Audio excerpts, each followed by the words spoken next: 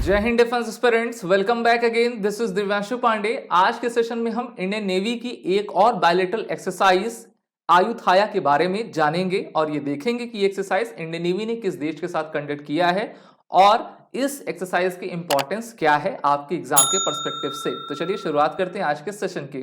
जैसा कि हम सभी जानते हैं कि पूरे साल भर भारतीय नौसेना के द्वारा जो है बायलेटरल, मल्टीलेटरल और आपकी डोमेस्टिक एक्सरसाइज कंडक्ट की जाती हैं, जिसमें अभी हाल ही में इंडियन नेवी ने एक्सरसाइज आयुथाया की है और इंडियन नेवी के द्वारा जानकारी दी गई है कि उनके द्वारा Indo Thailand bilateral coordinated exercise की गई, जिसको उनके द्वारा नाम दिया गया है आयुथाया।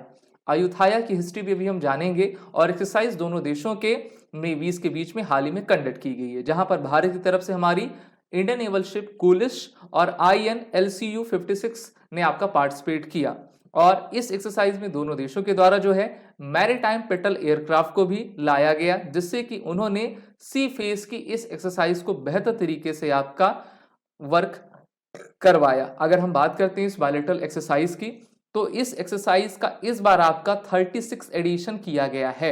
इस एक्सरसाइज को मेनली हम India Thailand coordinated petrol exercise के नाम से जानते हैं, लेकिन इन्होंने दोनों देशों के द्वारा इसको एक नया नाम दिया गया है। एक्सरसाइज वही है और एक्सरसाइज का ये एडिशन 36 है, लेकिन इसको नाम क्या दिया गया है? आयुथाया। जी हाँ, इस एक्सरसाइज का नाम जरूर याद रखे रहिएगा, क्योंकि अगर आपसे घुमा के पूछ ले तो आप बता सके। ऐसा ना हो कि अरे ये तो पहली एक्सरसाइज है। नहीं, एक्सरसाइज चली आ रही है, उसका नाम आपका बदल दिया गया है। तो आयुथाया देखिए, आयुथाया का अर्थ होता है द इनविंसिबल वन, यानी कि अजेय, जिसको कभी जीता ना जा सके, जिसको कभी हराया ना जा सके ना, अनडिफीटेबल। और ये सिंबलाइज करता है दो ओल्डेस्ट सिटीज की। एक तो हो गई हमारी अयोध्या, जहां पर श्री रामलला विराजेंगे 22 जनवरी को, सभी को इंतजार है 22 जनवरी का। और आपके थाईलैंड की एक सिटी है अयुथाया। ठीक है, अयोध्या और अयुथाया दोनों को ही ये आपका सिंबलाइज कर देता है अपने नाम पर। तो इसलिए ये एक्सरसाइज काफी आपकी इंपॉर्टेंट है। इस एक्सरसाइज को अभी कंडक्ट कर लिया गया है, जिसमें बायलेटरल एक्सरसाइज में दोनों देशों की नेवी के द्वारा जो अपने ऑपरेशन सिनर्जी को बढ़ाने के लिए और कॉम्प्लेक्सिटी वॉरफेयर में किस प्रकार से ये आपका कोऑर्डिनेट होकर बेहतर वर्क कर पाए, इस पर जोर दिया गया है। इस प्रकार की जो एक्सरसाइज होती हैं उनमें आपका सरफेस और एंटी एयर एक्सरसाइज किया जाता है, वेपन फायरिंग्स होती है, सीमैनशिप इवोल्यूशंस होता है, टैक्टिकल मैन्यूवर्स आपके देखे जाते हैं। और अभी हम तो देख ही रहे हैं कि रेड सी हो या फिर अरबियन सी हो, वहां पर जो एंटी पायरेसी का आपका जो काम चल रहा है वो काफी तेजी से एक हौती की तरफ से हो रहा है, एक आपका सोमालिया की तरफ से हो रहा है, जहां पर भारतीय नौसेना के द्वारा अरबियन सी में टोटल 10 वॉरशिप्स आपके डिप्लॉय कर दिए हैं। तो जब आप प्रैक्टिस करोगे तभी तो अपने मेन एग्जाम में काम कर पाओगे। तो ये एक प्रकार की एक्सरसाइज है और इस एक्सरसाइज से हमको ये जानने समझने को मिलता है कि अगर हमें किसी प्रकार का ऑपरेशन को करना हो तो हम ज्वाइंटली किसी भी देश के साथ उसको अंजाम दे पाएं और उस चुनौती का सामना आसानी से कर सके।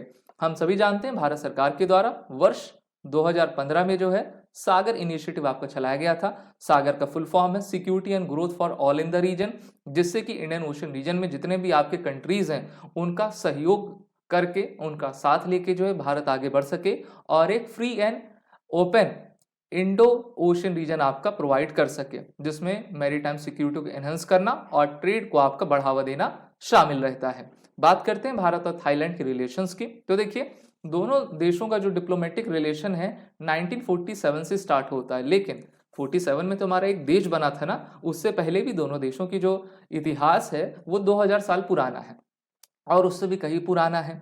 और बहुत सारे कल्चरल जो सांस्कृतिक चीजें हैं उसमें भी समानता रही हुई है। भारत ने 1993 से आपका लुक ईस्ट पॉलिसी आपका चलाया था और उसी समय 1996 में जो है लुक वेस्ट पॉलिसी थाईलैंड के द्वारा चलाया गया। फिर भारत ने 2014 में लुक ईस्ट को एक्ट ईस्ट में कन्वर्ट किया और इसी प्रकार से थाईलैंड ने एक्ट वेस्ट में आपका इसको कन्वर्ट किया, जो कि दिखाता है कि बायलैटरल रिलेशंस को आपका बढ़ावा देने में, इकोनॉमिक और कॉमर्शियल लिंकेजेस को बढ़ाने में, कोऑर्डिनेट करने में दोनों देश एक साथ प्रतिबद्ध हैं। वहीं पर अगर 2022 का डेटा हम देखेंगे तो दोनों देशों के बीच जो आपका ट्रेड रहा वो 15 बिलियन यूएस डॉलर का रहा, जो ऑल टाइम हाई था और इस प्रकार से 15 बिलियन डॉलर के ऊपर भी और तेजी से बढ़ते हम जा रहे हैं। आसियान की बात करें तो आसियान में थाईलैंड है ही है। So Thailand ranks India's 5th largest trading partner. After Singapore, Vietnam, Indonesia, Malaysia. ASEAN में देखोगे तो भारत का 5वां सबसे बड़ा ट्रेडिंग पार्टनर थाईलैंड है। Currently Thailand goods have been benefited from tax reduction. ASEAN India FTA in goods. FTA क्या होता है? फ्री ट्रेड एग्रीमेंट, जिसको हिंदी में हम क्या कहते हैं? मुक्त व्यापार समझौता कहते हैं। ठीक है, अगर आप किसी से एफटीए करते हो तो जो नॉर्मल आपका टैक्स का एक स्लैब होता है उससे कम पर ही जो है आपके ट्रेड किए जाते हैं, इंपोर्ट एक्सपोर्ट आपका किया जाता है, और ये इफेक्ट है अभी 2010 से अभी तक। डिफेंस एक्सरसाइज के बारे में बात करें तो एक्सरसाइज मैत्री दोनों देश कंडक्ट करते हैं, ये आर्मी लेवल की एक्सरसाइज है। एक्सरसाइज सियाम भारत और India Thailand coordinated petrol exercise, अब इसको नाम क्या दे दिया गया है? एक्सरसाइज अयुथाया। ठीक है, इसको आपको याद रखना है। आप सभी defence aspirant SSB crack exam के इंटरव्यू, ऑनलाइन कोर्स और रिटन कोर्सेज में इनरोल होकर अपने आने वाले एग्जाम की तैयारी जरूर करिए। वो रिटन कोड का यूज कर लें जिससे कि आपको 10% का फ्लैट डिस्काउंट हमारे कोर्सेज में एडमिशन लेते वक्त प्राप्त हो जाए। जय हिंद। अगर आप एक डिफेंस एस्पिरेंट हैं और SSB interview, NDA, CDS, AFCAT जैसे एग्जाम्स के लिए प्रिपेयर कर रहे हैं तो आप एसएसबी क्रैक एग्जाम्स के कोर्स को चेक करना ना भूलें। आप हमारी लर्निंग एप्लीकेशन को गूगल प्ले स्टोर से भी डाउनलोड कर सकते हैं।